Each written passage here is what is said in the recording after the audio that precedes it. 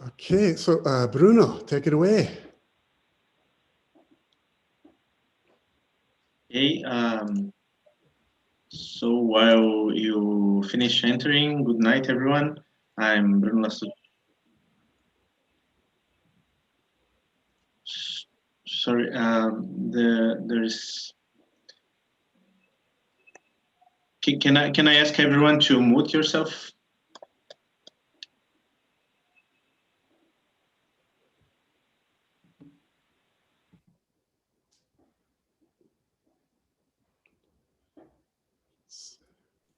Okay, I think now it's okay.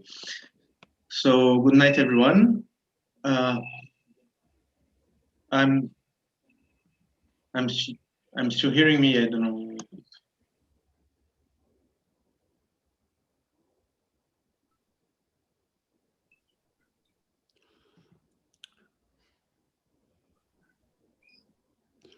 So Bruno, I don't know if it's something in your channel. I'm not hearing anything.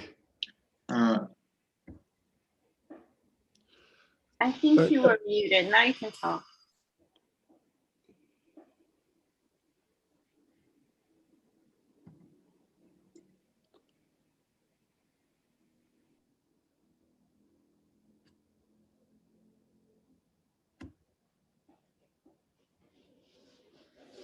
Hello, test. You're good, Bruno. I'm still hearing the echo.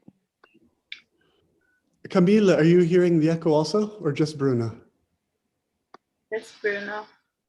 So Bruno, I think just go ahead with the echo. Okay. Okay. Yes.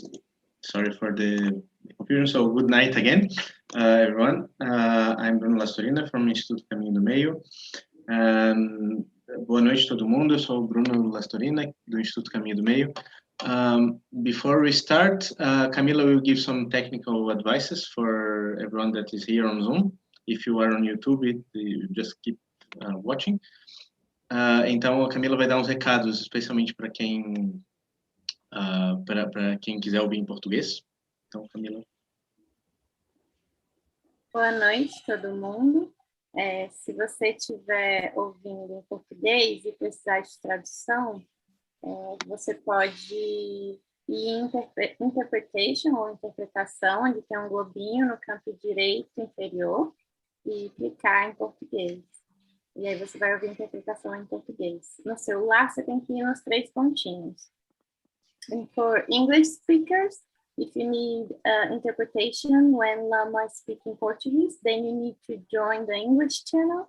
You need to go on interpretation and press the English option. If you're on the phone, you need to press the 3 points button and press the interpretation button, and then click on English. Thank you, Camila. So welcome one more time. We are here in the 3rd meeting of the CEBB Talks series of this year. As for those who don't know, CEBB Talks are devised as a series of short and powerful talks to expand horizons in these times of great transformation. We have this general theme: interconnection, community, and global transformation.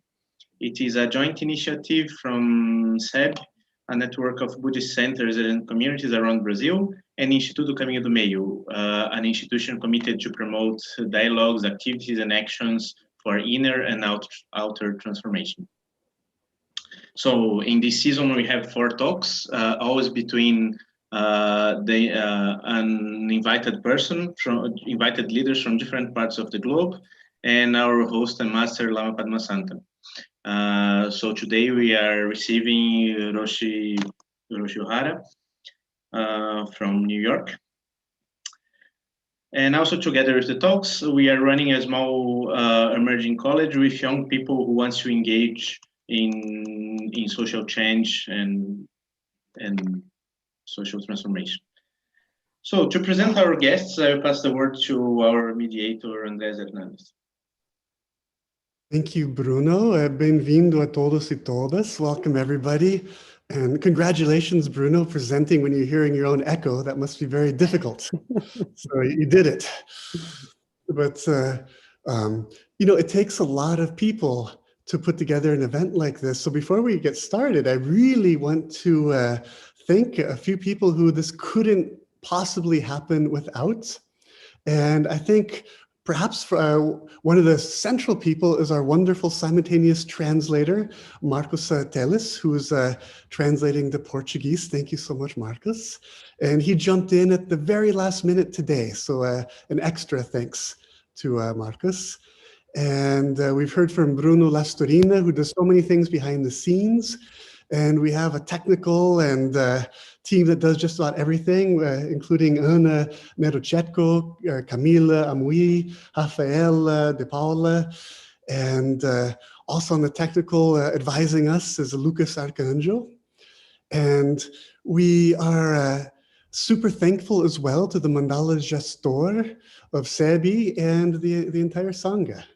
So, and then last but not least, certainly Lama Samten for hosting these events.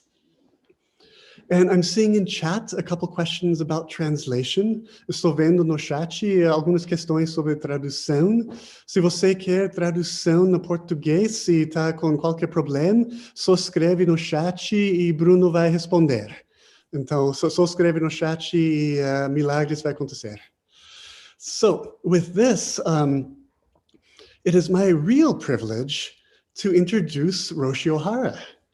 And Roshi O'Hara is the abbot of the village Zendo in Greenwich Village in the heart of Manhattan.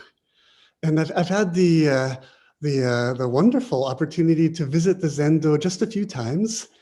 And it was such a new experience. I was just telling Roshi O'Hara to go to a Zendo, I believe on the 11th floor or something, yes.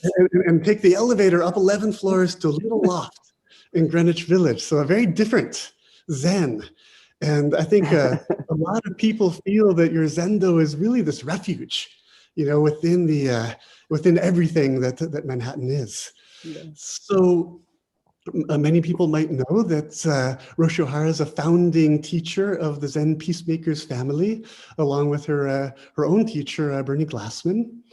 And she was also a professor of media studies for many years at New York University, NYU. And I just learned today that in the early 70s, she founded a program called Interactive Media. Oh, that's right.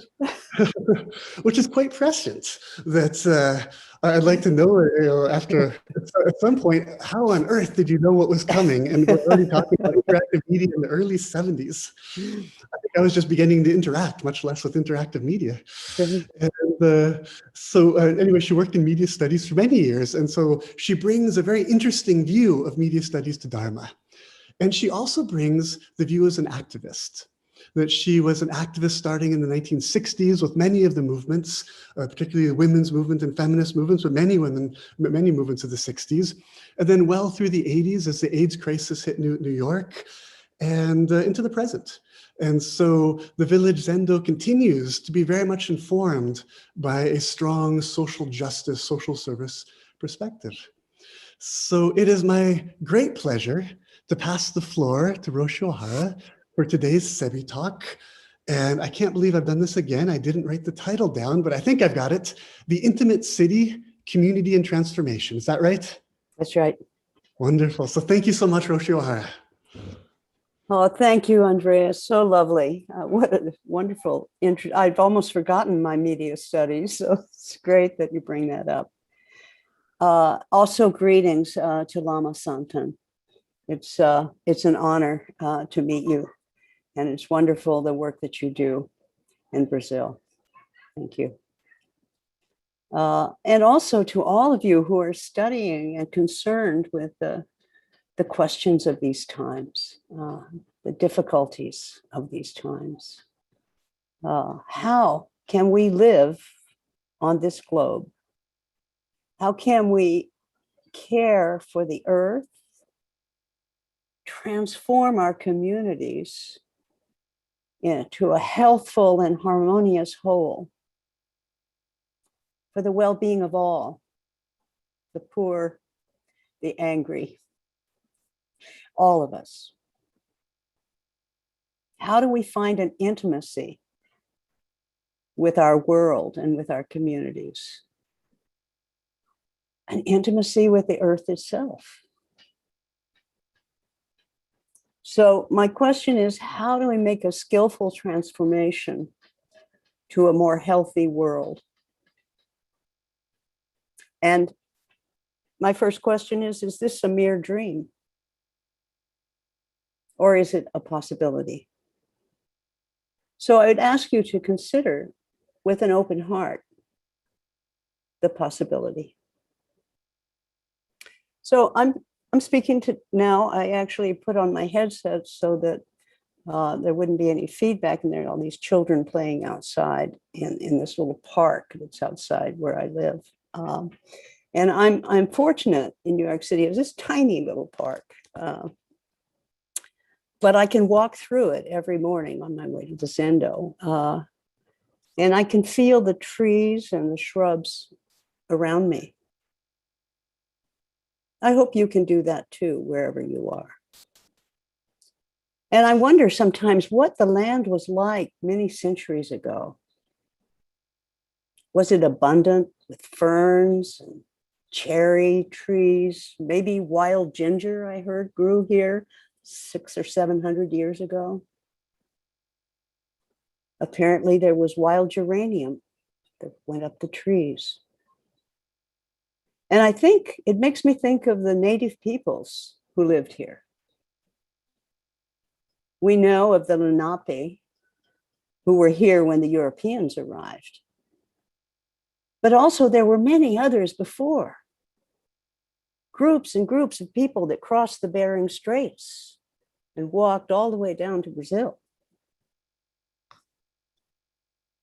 Huh? And many of them settled to live right here in Manhattan. Wherever we are, in Europe or Brazil, there were peoples that lived there aeons and aeons ago. And we cannot forget them or put them to a side. So I'm very grateful to the people who were here caring for this land. And I'm related to them. We're all related intimately. We're related because we all share this earth. And I yearn for that more intimate and caring sense of caring for the earth that has been lost in the busyness of everyday life. In the Native American tradition, the earth and the plants and the animals, what in Europe we call nature, is called in many indigenous traditions, our relations. So instead of nature, it's our relations. The soil, the air, the plants, the animals and the insects, all are simply our relations. This is my aunt, this is my uncle, this is my soil, this is my caterpillar, this is my moth. Huh? Take care of your relations. In a book I just have been reading called Braiding Sweetgrass, it's written by Professor Robin Kimmerer, who is a member of a Native American tribe, the Potawatomi, and she's also a professor of biology. And she describes native farming, where they grow the corn and the squash and the bean all together in the same place, all in the same plot. So the corn grows upright and provides a structure for the bean to twine around the corn and to reach the sun. And the squash on the ground prevents weeds from growing so that the bean can produce oxygen, nitrogen, which supplies the food and the energy for the corn and the squash. And she remarks in this book how when the European settlers came and they saw the way the natives were farming, they thought that, oh, they don't know how to farm. They're not using straight lines with solitary plants on them. And to me, that's such a powerful metaphor for where we are these days in our cities, in our countries, in our world, even in our own hearts. If we forego the intimacy of all that touches us, like the tendrils of bean that lean against the corn and are protected by the squash. If we live only for what we perceive to be our own well-being, only what we perceive an asset, we live in an isolated and ultimately sterile environment. Like the rows and rows of identical crops that are devastated by a single invader. We as individuals, as families, communities, in our cities, can lose the wholesomeness of life that arises from actualizing our intimacy, our intimate connection, like the bean and the corn and the squash. Imagine to care for the soil, to care for the air and the peoples around us. Because like mother, father, and family, we are related. It is to care for our relations, to create a truly intimate relationship in our cities and in our countries. So that interrelation sounds like an image from an ancient Mahayana sutra, the Flower Ornament Sutra. And in this Avatamsaka Sutra, we have the image of the net of Indra, which is a Buddhist vision of interdependence, of emptiness and relational arising, a true intimacy of one and meaning. So you may have heard of this. We find it in the expression Indra's net in the sutra. And it has a striking visual metaphor. It shows the whole universe as a vast, intimate net, infinite. And the points of each eye of the net, the net is like this, and at the points of each of the eyes, at each vertex, there's a brilliant jewel that reflects all the other points of light, all the other glittering jewels in the vast and infinite universe. Stop just for a moment and think of yourself as one of the jewels in the vertex of the net. Here we are. The Zoom is perfect for this because we can look at this network here in front of us, and each one of us is like a jewel, reflecting the faces and eyes of the other, and taking them in. It's a beautiful, beautiful image. It is interrelated, interconnected. It is like life. It is, if we could just see that, if we could recognize it, we would change the way we act if we could recognize this. The idea that we're all woven from the same cloth of the universe, and we're intimately linked.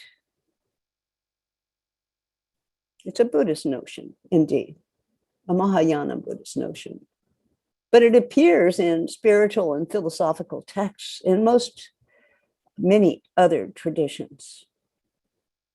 And it must be said in Western scientific texts, if we look carefully. How could it not? How could any being not be part of the whole? How could any being not be part of the whole throughout space and time? So it's a really powerful depiction of the interrelationship of all that is. In this space now, wherever you are, and I think we're in many different spaces here, there's a way to experience how each of us can reflect each other in this simple Zoom session, whether we realize it or not. You know, it happens, and it's terrific to realize it. We say that in many Buddhist traditions, we can wake up and see it, or we can live it. It can be part of our life, and we may not even be aware of it. We may not be aware that we're part of this whole. Some of us have spent many, many years trying to wake up to that reality. For in a way, you could say that each one of our mind moments are one little aspect of this grand jewel of life. In Zen, we say, very often, we say, is it one or is it two? We ask that about everything.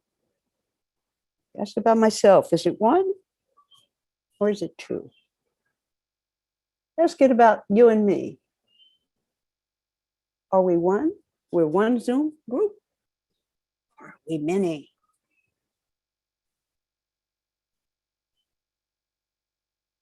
New York City and the city you're in, is it one or is it two?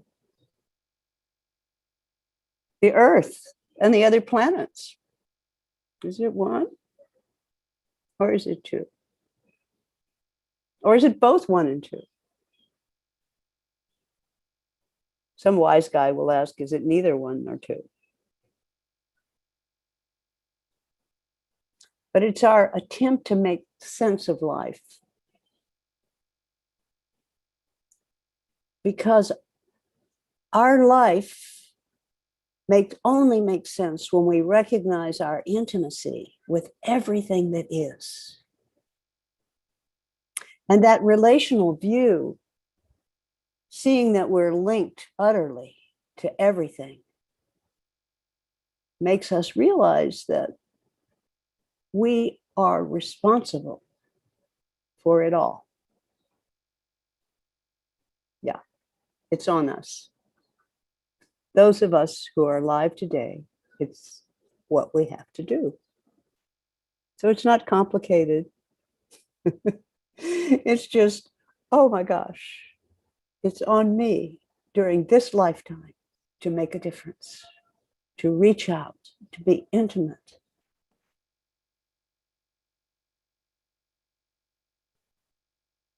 We must act and we must care. So we begin wherever we are, in our city, your city and my city. We offer care for life around us. We offer care for the planet and its peoples, no matter where they are or what they may be saying or thinking, no matter how deluded. Shocking as it may be, it's on us to care because we recognize that we're not different, that we're interrelated. And perhaps you see, as I do, that the time is really critical now. The world is burning. The ice is melting. The heat is rising. What we've been warned about for years and years is here now. And it's bringing more and more suffering, more and more anger, more and more poverty. The need to change means not only that the world needs to change, but we do too. We're not separate, apart from looking at this. We too have to change. We have to change the way we understand ourselves and our life and what it is we're called to do. Because we're tied to everyone, everywhere. So, I'm sounding, do something. How can we be intimate with our world? How can we make a change? I'll tell you a story that inspires me. It's a story I heard at Harvard Divinity School a couple of years ago. It was the naturalist Terry Tempest Williams told this story, which I think it holds the key to our community transformation. It's about several years ago, the massive trees in Yosemite Forest are, these sequoias that are as big as a house, their trunks, they began to become weak. And they were finally saved by one woman who one day, she was not like a high-level executive there. She was a parks employee, low-level manager, who was walking through the forest. Her name was Sue Beatty. And she was just taking a walk along these giant trees. And she wasn't looking at them. She was just taking a walk. And she suddenly heard this voice that said, "We are suffering. We are dying. Can you hear us? We are suffering. We are dying. Can you hear us? We are suffering. We are dying. Can you hear us?" She went back to her office and she would not be stopped. And after a year's time, she had totally revolutionized what happened in that Yosemite forest.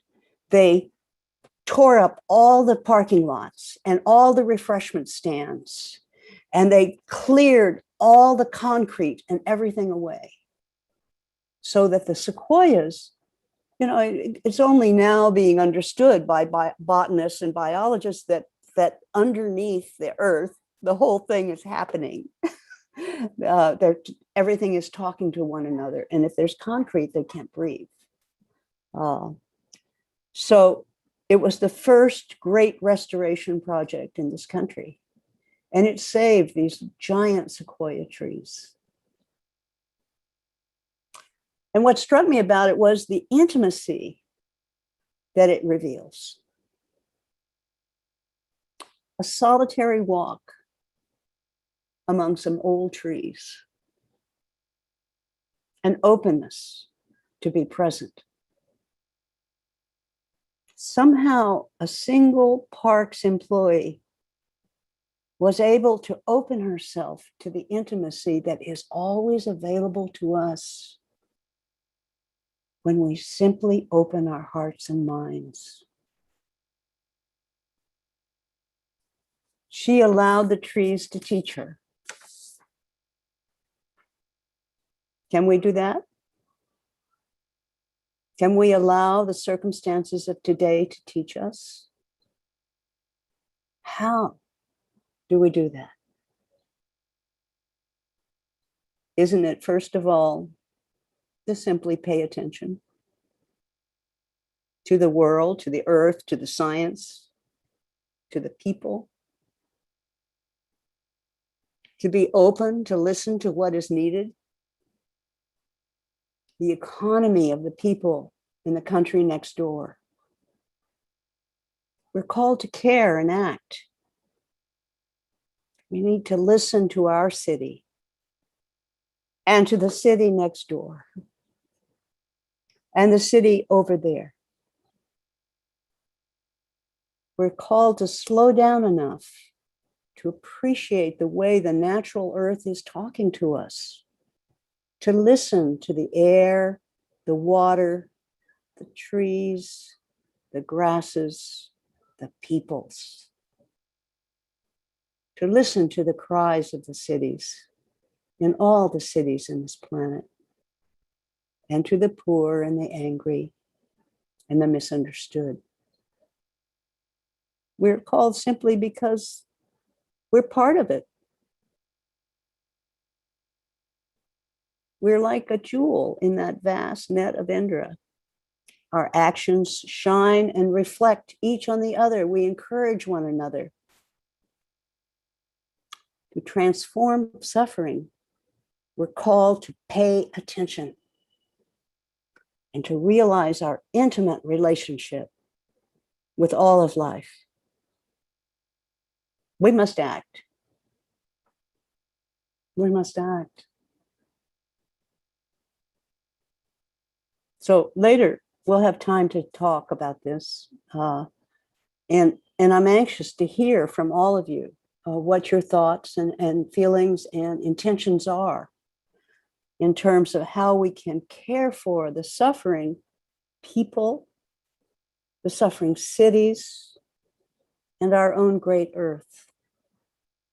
How we can care for them by paying attention and listening carefully. It's up to us. We can't wait. It's time.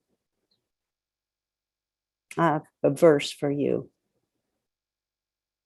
May we be able to say we are not two. My city is your city. My gift is your gift. Your suffering is my suffering. How can I help? So I'd love to hear from you. Thank you.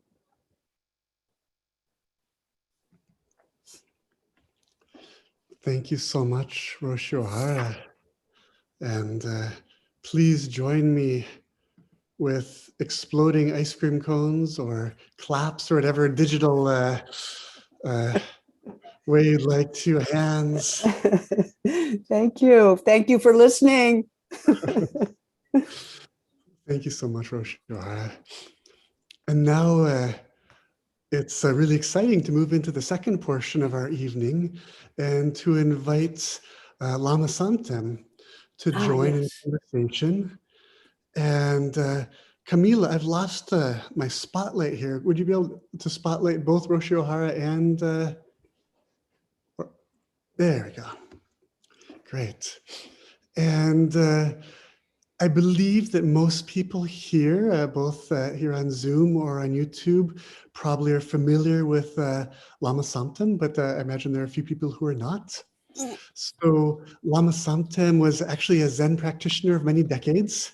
So that hopefully makes a bit of a connection here. And was also a professor of physics here in Porto Alegre at the Federal University of Rio Grande do Sul, and was a leading environmentalist in Brazil. Oh. And I've heard, although I've never had it validated, that perhaps because of Lama Samten's work before he was a Lama, that might have been one of the reasons why the military government didn't adopt nuclear power. I don't know if that's true, but it's a story I'm willing to go with. Yeah, And wow.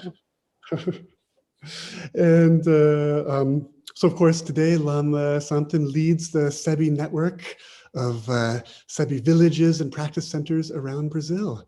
So it is my great pleasure to invite Lama Samten to open up perhaps with a question or comment for Roshi O'Hara.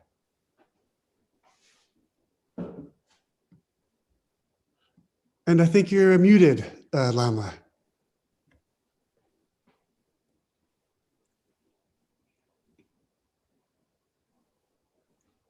There. I beg your pardon, but I think I have to to express myself in Portuguese. That's fine. I'm sorry that I can't speak Portuguese, but I'll hear translation. A sua apresentação foi tão profunda que eu não consigo articular em inglês de uma forma mais fácil, assim, que fique mais precisa, né? Então, eu agradeço as suas palavras, aquilo me toca muito, eu tenho essa sensibilidade. Eu acho que as pessoas do CEBB também, porque durante um bom tempo nós temos já nos engajado dentro dessa perspectiva de produzir benefício para as pessoas no lugar onde elas estejam, né? Então, para nós, é muito comovente essa perspectiva de Tcherenzig, de Kuan Yin, de especialmente chegar nas pessoas no lugar onde elas estejam, que elas não tenham que vencer a barreira de se aproximar do budismo, mas o budismo, de algum modo, ele se aproxime das pessoas e consiga trazer um verdadeiro benefício. Né? Assim. Então, isso parece que é efetivamente Avalokitesvara, aquele que ouve os sons do mundo, como Kuan Yin, que ouve os sons do mundo, né? E responde dentro disso, buscando ampliar a visão das pessoas. Né? Então, eu acho que muitos de nós sentimos diretamente o fato de que o tempo se esgota, que as transformações precisam acontecer, né? E que nós somos desafiados não só individualmente, mas como nós precisamos dessa transformação comunitária, como foi mencionado, né? E eu acho muito adequado essa ênfase em nós silenciarmos e ouvirmos. E quando nós ouvimos, então a sabedoria correspondente ela surge. Eu achei maravilhoso esse exemplo das sequoias, das árvores, né? Maravilhoso, que nós precisamos ouvir, então, em todas as direções. Eu achei isso muito lindo. Também lhe agradeço essa menção sobre a complexidade do mundo, da rede de Indra, né? Isso é maravilhoso, né? Indra's Net. Eu achei aquilo muito, muito bonito mesmo, porque essa é a nossa perspectiva, né? Então, é como o mundo não é nem tridimensional, o mundo é multidimensional, o mundo é um entrelaçamento de mundos. Quando outro dia eu vi esse exemplo, a pessoa caminhando num prado, numa região assim com muitas plantas e animais, ela não está caminhando num plano bidimensional, ela está atravessando muitos mundos, ela está se deslocando por dentro de muitos diferentes mundos interligados, né? E nós existimos nessa conexão entre os mundos. Assim, eu vejo isso diretamente conectado aos ensinamentos, né? Os ensinamentos da originação dependente, que fazem com que um papagaio olhe um galho, um galhozinho seco, e ele não vê o galho seco, ele vê o ninho dele. Ele pega aquele galhozinho e amarra com outros galhozinhos e faz um ninho. Então, essa capacidade luminosa da mente de todos os seres têm a natureza búdica, eles podem construir mundos específicos, né? E nós estamos totalmente interrelacionados dentro disso. Então, esse ponto de como nós podemos produzir uma mudança na comunidade, uma transformação, como que a gente pode colaborar nisso, né? Eu acho que é um tema muito importante e, pessoalmente, aqui no nosso centro, nas várias instituições que a gente tem conexão, nós focamos isso constantemente, como fazer isso, né? E, então, nós temos usado essa modalidade de sentar em roda e ouvir as pessoas se apresentam, depois a gente convida as pessoas a ver o que está andando bem nas suas vidas, nas vidas da comunidade onde elas estão, e o que seria adequado fazer, o que a gente poderia sonhar para adiante, o que seria bom que acontecesse, né? Isso é uma espécie de reflexão que termina produzindo sonhos. Esses sonhos, mesmo que não tenha uma sequência prática de planejamento, eles moldam a mente das pessoas. As pessoas terminam se encontrando e falando sobre os seus sonhos, que sonharam junto. Então, isso modula o comportamento e traz uma energia associada. Quando nós sonhamos juntos, aquilo é muito mais do que o sonho de alguém. Aquele sonho tem um movimento de energia junto. Então, isso é transformador, né? Neste momento, nós somos convidados a pensar e a nos comportar segundo os sonhos de pessoas que sonharam sozinhas, dentro de motivações econômicas. E elas, mesmo que entendam que os seus sonhos não são adequados, elas, uma vez que aquilo tem algum resultado econômico, elas seguem perseguindo aqueles sonhos e vão causando muitos obstáculos. Assim, né?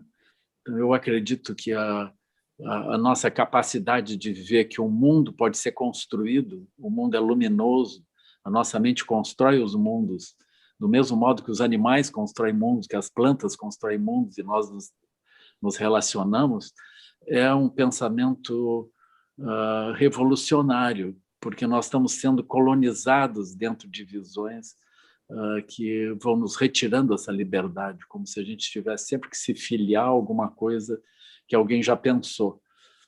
E isso abre também, na perspectiva budista, abre a essa possibilidade da gente usar o aspecto mais profundo em nós mesmos, que é justamente o aspecto luminoso que constrói as realidades e coloca energia nas coisas, né? Então, a ação social, a ação de transformação das comunidades, ela se vincula diretamente com os aspectos mais profundos dos ensinamentos do Buda. Então, eu fico muito feliz da gente poder hoje estar aqui, assim, conversando, né? E tão próximos, longe fisicamente, mas próximos também, e podendo desenvolver essa sensibilidade conjunta com respeito a esses temas que tocam a todos nós, né? Então, eu lhe agradeço pela oportunidade de lhe ouvir e nós podemos compartilhar esse tempo aqui também com os alunos do Meio Mountain College e as pessoas todas das Sanghas. Thank you.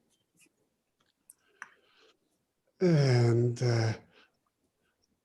Lama, just for clarification, did you want to follow up with any questions at all, or shall we open it up? Or what are your thoughts?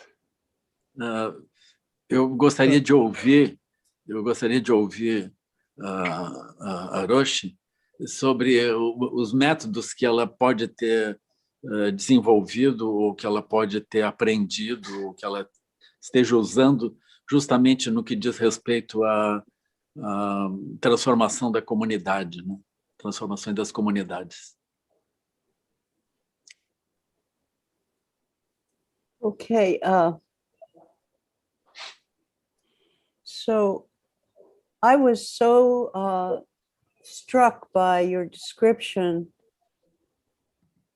of this dream, people sharing their dreams, and the kind of a luminous circle of sounds profoundly creative for people to share their dreams, and one off the other. I was very, very taken by that, the way you spoke of that in terms of social action, this dream energy that arises. We too use circles. We have every week we have a circle. It's not focused on social action. It's focused on what is coming up for each person in terms of the teachings. But we're all New Yorkers. We're all people who are very political. And so usually the circle is very much about issues that are going on. You know, in our city, we have there's the earth, but there's also issues with the police. There are issues, there are economic issues, there are race issues, there are issues about women, gay people. It's a very gay capital here. And when someone in our community is affected or taken or has feelings about something, the entire community stands up and listens and becomes a part of that. And then I would say we also often participate in demonstrations and so forth. We also have a strong presence in the prison system in a particular area that we have people that go to a prison every week. We have people writing to prisoners. We're quite involved in the criminal justice arena, and particularly when there's an opportunity to help someone get out of jail, we do our very best to help them on that. So that's a particular area that has happened. I mean, as Andreas mentioned, when the time, depending what's arising in the time, then we will focus on that particular thing. So if there's a war going on, we will be focusing in that area. During the AIDS epidemic, we were very active in that area.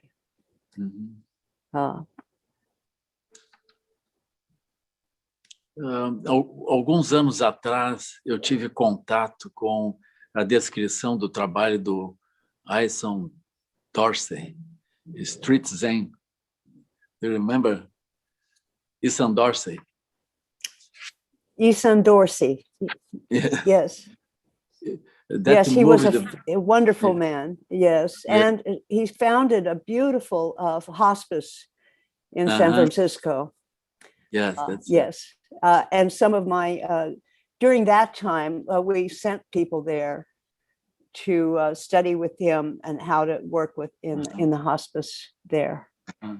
Yes, he was a wonderful man. Yeah. Yes. That time, naquela época, aquilo me impactou muito, porque a visão que eu tinha do Zen era uma visão de Zendô. E é muito bonito esse Zendô aberto, né? Yes. Esse lugar de acolher as pessoas onde elas estejam, da forma como elas trazem o seu sofrimento, né? Eu achei muito comovente, assim, muito verdadeiro, muito tocante, né?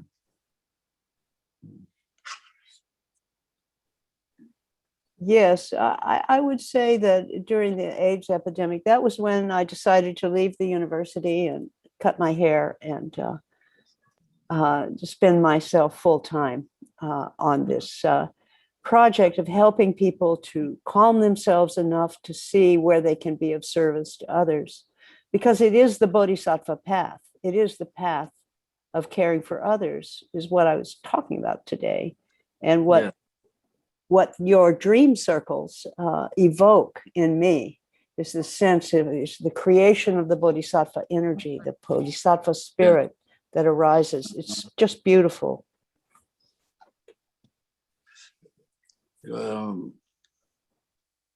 Eu penso que nós precisamos sonhar mais, porque é como se as situações que nós vivemos, elas parecem que elas têm uma posição ou a posição oposta. Quando as questões são colocadas, elas já são colocadas com poucas alternativas. E isso, na verdade, nos rouba a possibilidade de sonhar.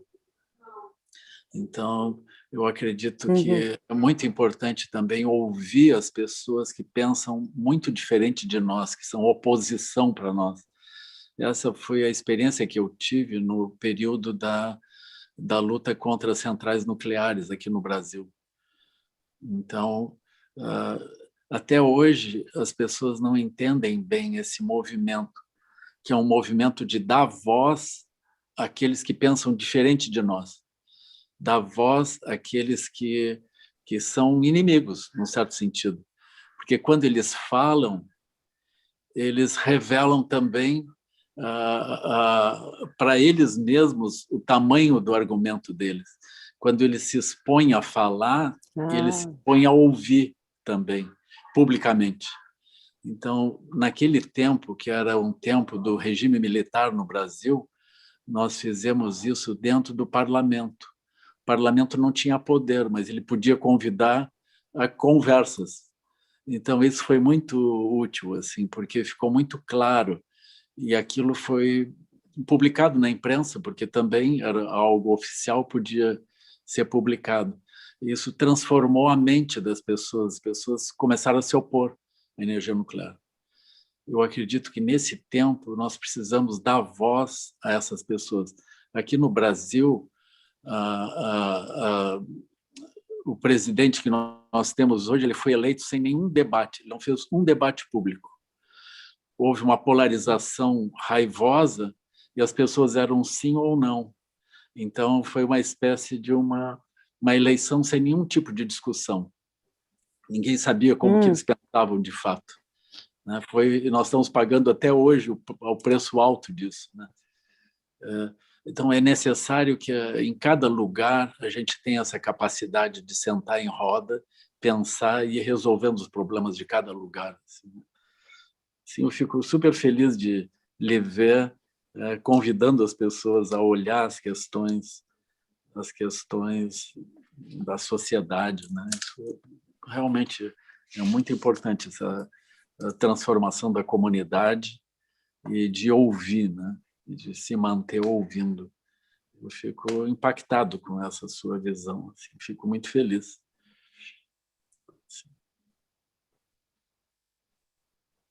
Yes, the key is to listen, Yes. isn't it?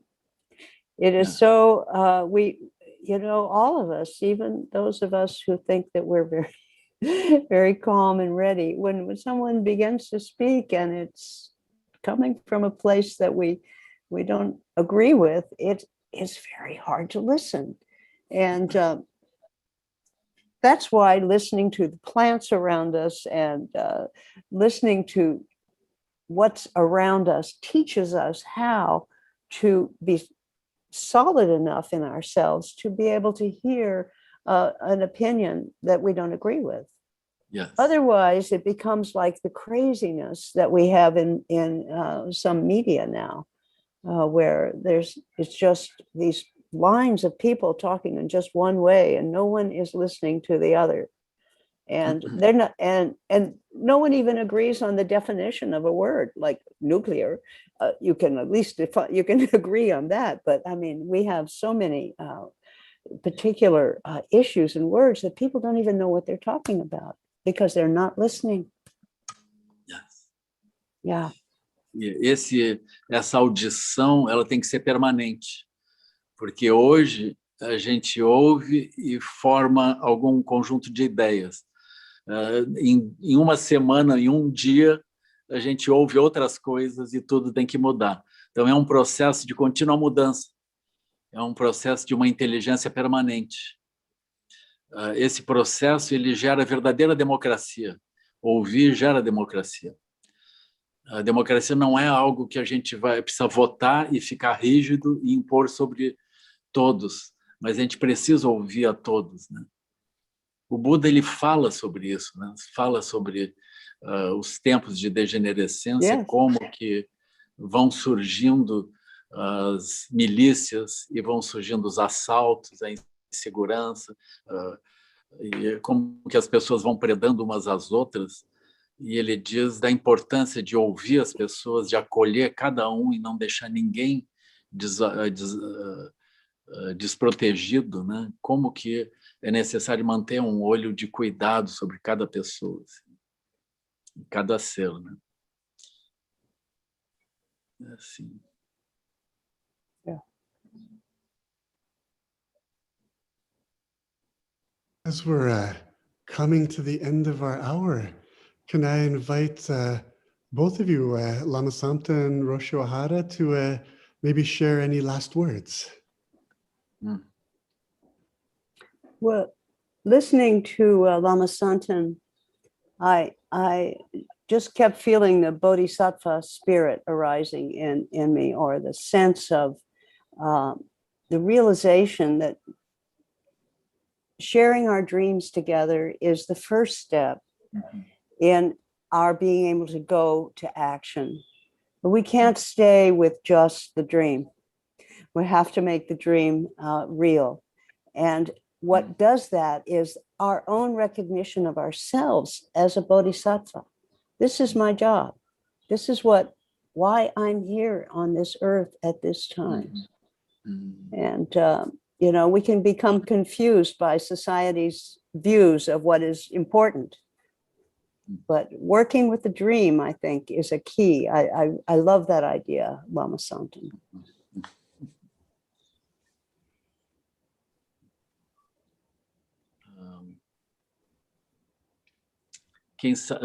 Talvez em algum momento a gente pudesse juntar as comunidades e sonhar o que fazer juntos. Como que a gente poderia fazer boas coisas juntos. Assim. Eu acho que isso é maravilhoso. Yes. Também é uma forma de nós quebrarmos, por exemplo, as escolas. Eu ainda lembro, eu olho hoje, eu vejo The Wall, ou seja, a escola tirando o espírito das crianças, né, dos jovens, a escola obrigando eles a ouvirem e perderem um impulso de energia que constrói as realidades, né? Então, eu, quando fico pensando nisso, eu imagino que seria importante as escolas também, os jovens sentarem em roda e pensarem sobre as suas realidades e operarem a partir de projetos que brotem dos grupos, né? Nós precisamos libertar a visão luminosa do ser. Isso é a própria iluminação que o Buda fala, né? Ou seja, libertar os olhos. Os olhos, eles são construtores dessa rede, né? Eles são construtores e curadores dessa rede. Yes. Eu acho que o trabalho social é essencialmente empoderar os seres de tal maneira que o aspecto luminoso deles possa surgir. Assim. Eu agradeço seus exemplos, a forma como apresentou hoje, o seu exemplo de vida também. Assim, maravilhoso. Thank you. Obrigado. Thank you both so much. Please join me for another round of exploding ice cream cones. Or any other Zoom method for our gratitude. Obrigado. All right, me too. Second to listening to both of you, I really enjoyed giving a peek at Marcus Teles, who's been doing the translation. It's the most animated translation I've ever seen. It was wonderful. Yes, I want to thank you, Marcus. I enjoyed watching you too. And I also want to mention that this whole initiative of CEBB Talks with our whole group here very much came out of the Dream Circles, and as did so many projects of CEBB that many people know, and maybe some people don't know, schools, supporting indigenous communities with land occupations, and many other initiatives. And so the Dream Circles have been a really effective basis for action here. So thank you again, Roshi O'Hara. I'd like to remind you that you have a second Zoom address to meet with the students. And so we'll see you in a few minutes there. Okay. And thank you so much, everyone, for coming together and sharing this energy of Indra's net together. Such a wonderful gathering. So Bruno, can you tell us about our next gathering? Yes, the fourth and last talk in the CEBB Talks series will be in exactly 1 month, July 17th, Saturday, 2 p.m. Brazil time, and 1 p.m. American Eastern time, if I'm not mistaken. Then we will meet Dr. Carambo Ringueira, which is a woman that she's an activist in Kenya, in his native country, Kenya, and she created an eco-village with orphans of AIDS. So she does a very beautiful work there, and I can't wait to meet her here. So thank you again, Roshi O'Hara and Lama Samten and everyone, and see you again in 1 month. See you. Thank you.